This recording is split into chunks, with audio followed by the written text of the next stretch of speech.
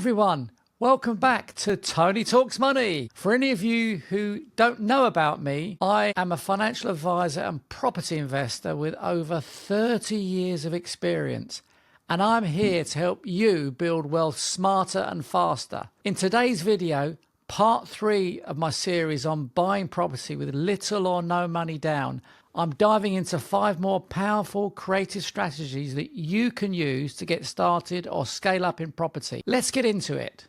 First up, discounted properties. There are a few ways to grab a bargain in the property market.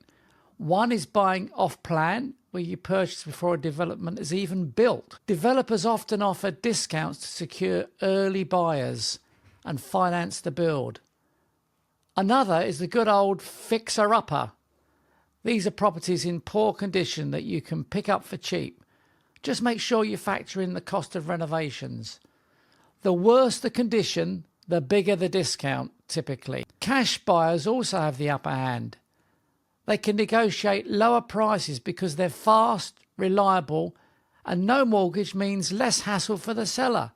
Then there are foreclosures and short sales. These are repossessed properties or homes sold for less than the mortgage balance, in other words, negative equity. You can often find deep discounts here, but they do require a bit more due diligence.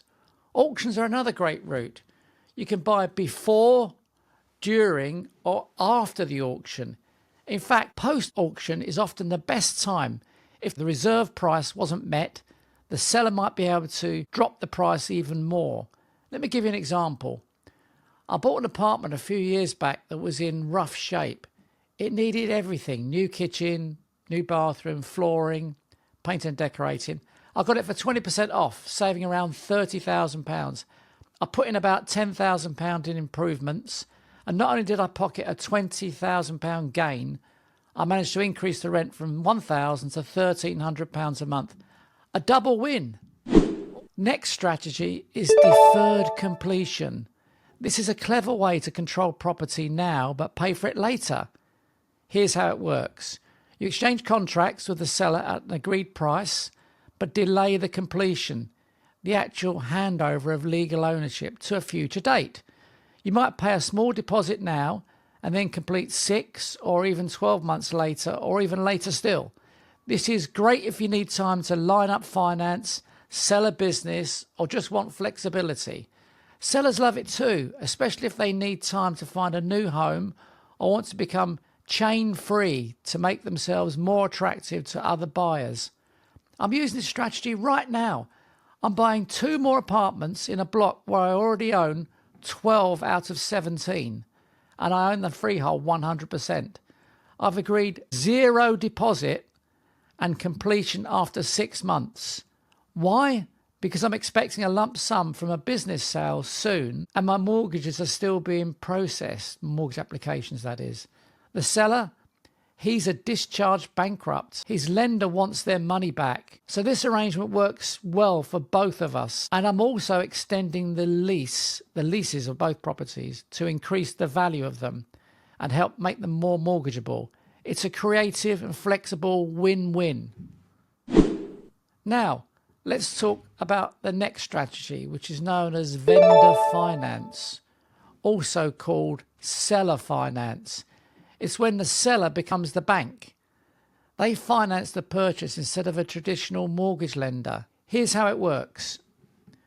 You agree on a price, put down a deposit, and pay the rest in installments directly to the seller. Interest is usually charged, and the property is often the collateral or security. Types of vendor finance include: number 1, assumable mortgages, where you take over the seller's mortgage. You babysit it, in other words, stays in the seller's name. 2, purchase money mortgages, where the seller finances all or part of the sale. Number 3, lease options, rent now, buy later. Number 4, wraparound mortgages. The seller keeps the mortgage and adds yours on top. This is great for buyers who struggle with bank loans, maybe due to poor credit or being self-employed. You get access to property, often with a lower deposit and more flexible terms. Just be aware, interest rates can be higher, and if you default, the seller can repossess the property. So make sure it's all legally watertight and that you're well funded. Another very powerful strategy is known as title splitting. This means legally dividing one property into multiple titles, like converting a large house into apartments or splitting up land into building plots. Why do it? Because individual units usually sell for more than a whole property. Plus, you open up new revenue streams, rent, sale, or even refinancing. For example, I own an office unit on a commercial estate. It's not been letting well recently, but many nearby units have been converted into residential. So I've applied for planning permission to add a floor and turn the unit into 2 large apartments, residential. Once approved and developed, I'll rent them out at strong yield and boost the overall asset value significantly. I would estimate it will more than double in value. The process takes time and money. You'll need professionals, lawyers, surveyors, and planning approval from your local council, but the upside can be massive. Make sure each unit has separate access, utility meters, and complies with building regulations. And don't forget tax. Splitting titles can trigger stamp duty or capital gains tax implications, so it's really critical to get good tax advice as well. Last of these 5 strategies is assisted sales. This is a creative way to make money from property you don't even own.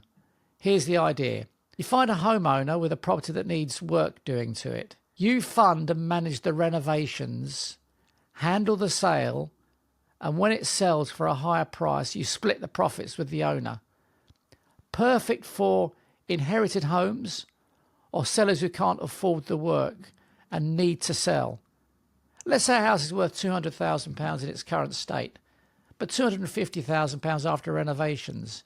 You spend £20,000 on upgrades, sell it for £250,000 and share the £30,000 profit with the owner. No need to buy the property, just a solid legal agreement, good market knowledge and renovation know-how.